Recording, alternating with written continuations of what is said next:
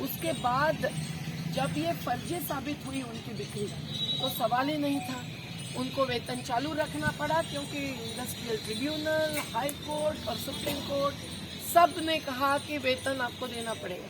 हर महीना 1.5 से 2 करोड़ रुपया वेतन देने वाली बिरला अगर इसी में पूंजी निवेश करके मिल्स चलाती तो निश्चित रूप से 1000 श्रमिकों का, कर्मचारियों का रोजगार बच जाता। वो नहीं किया और मिल्स बंद रखी।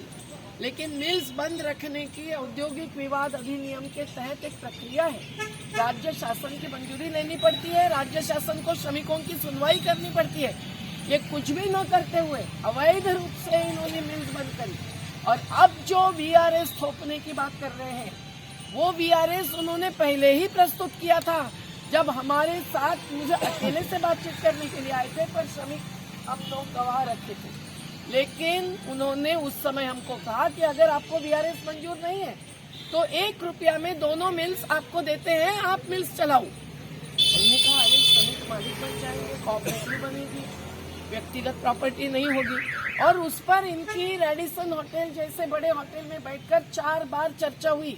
उनके 4 पदाधिकारी आते रहे मुंबई से फ्लाइट लेकर और उसमें चर्चा के बाद 6 महीने तक हमने एक्सपर्ट्स की सलाह लेकर जब ये पाया कि ये मिल्स चल सकती है तो हमने बिरलास को कहा आप ही चलाओ, आप पूंजी निवेश थोड़ा सा करो। वो बोले नहीं हम नहीं चला सकते, हम घाटे में हैं। तो आपको ही देना चाहते हैं, 1 रुपया में कोई कर्ज नहीं, कुछ नहीं, आप चलाओ।